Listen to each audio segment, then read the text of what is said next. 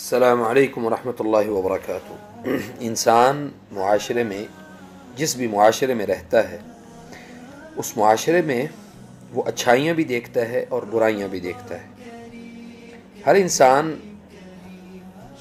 برائی کے ساتھ محبت نہیں کرتا اور ہر انسان نیکی کے ساتھ بھی محبت نہیں کرتا، لیکن یہ یاد رکھیں کہ ایک حدیث قدسی جو کہ حضرت ابو سعید خدری رضی اللہ عنہ سے روایت ہے کہ اس میں رسول اللہ صلی اللہ علیہ وسلم نے فرمایا، تمہارا کوئی بھی اپنی ذات کو حقیر نہ سمجھے، لا يحقر احدکم نفسہ۔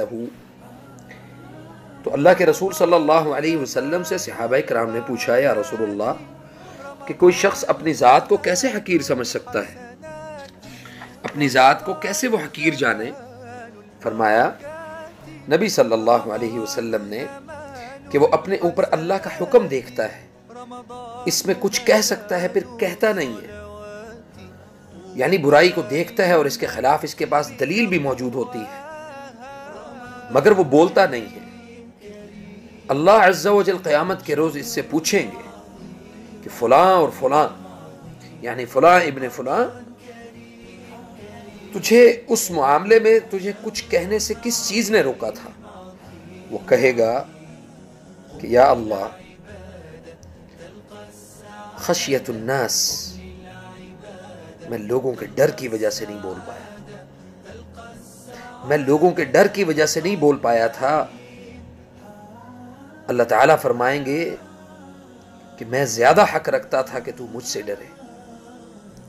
ہمارے معاشرے میں بے شمار برائیاں اور بے شمار فحاشی اور عریانی اور حرام کاموں میں دنیا لت پت ہے، لیکن کسی کے پاس امر بالمعروف اور نہی عن المنکر کا جواز نہیں ہے۔ ہم کسی کو برائی کرتے ہوئے دیکھتے ہیں لیکن اس کو روک نہیں پاتے۔ کوئی کسی کے ساتھ ظلم اور زیادتی کر رہا ہے، ہم اس زیادتی کو روک نہیں پاتے۔ تو یاد رکھیں کہ اس حدیث سے معلوم ہوا کہ حسب توفیق برائی سے روکنا ہر انسان پر لازم ہے۔ دراصل اس امت کے فرائض میں امر بالمعروف اور نہی عن المنکر کا جو فریضہ اللہ تعالیٰ نے شامل کیا تھا، یہ امت مسلمہ اس فریضہ کو اپنی ذات سے بہت دور کر چکی ہے۔ اسی عمل کی وجہ سے قرآن میں اس امت کو سب سے بہترین امت قرار دیا گیا تھا، اور اللہ رب العزت نے فرمایا، کنتم خیر امت اخرجت للناس تأمرون بالمعروف وتنہون عن المنکر۔ تم بہترین امت ہو جو لوگوں کے لیے پیدا کی گئی، تم نیک باتوں کا حکم کرتے ہو اور بری باتوں سے روکتے ہو۔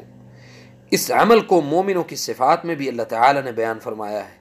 سورۃ توبہ میں ہے کہ مومن مرد اور عورت آپس میں ایک دوسرے کے مددگار اور معاون یعنی دوست ہیں، وہ بھلائیوں کا حکم دیتے ہیں اور برائیوں سے روکتے ہیں۔ نبی علیہ الصلاۃ والسلام نے فرمایا، من رأى منکم منکرا فلیغیرہ بیدہ فإن لم يستطع فبلسانہ فإن لم يستطع فبقلبہ وذلک اضعف الایمان۔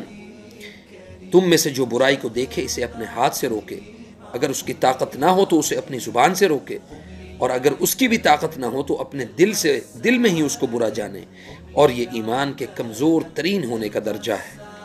تو اس چیز سے، اس حدیث سے ہم سب یہ اندازہ لگا سکتے ہیں کہ ہمارا ایمان کس سٹیج پر ہے۔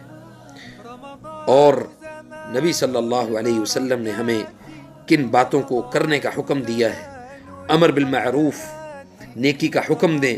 کوئی نماز کے لیے نہیں جا رہا، اس کو نماز کے لیے ساتھ لے کر جائیں۔ کوئی روزہ نہیں رکھ رہا، اس کو روزہ رکھوائیں۔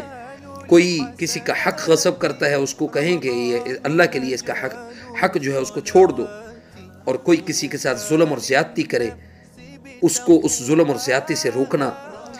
اور اسی طرح کسی ہمسائے کے حقوق جو ہیں وہ نہ ادا کر رہا ہو، اس کے حقوق دلوانا، اور کسی کی زمین پر ناجائز قبضہ کیا ہو وہ ناجائز قبضہ چھڑوانا۔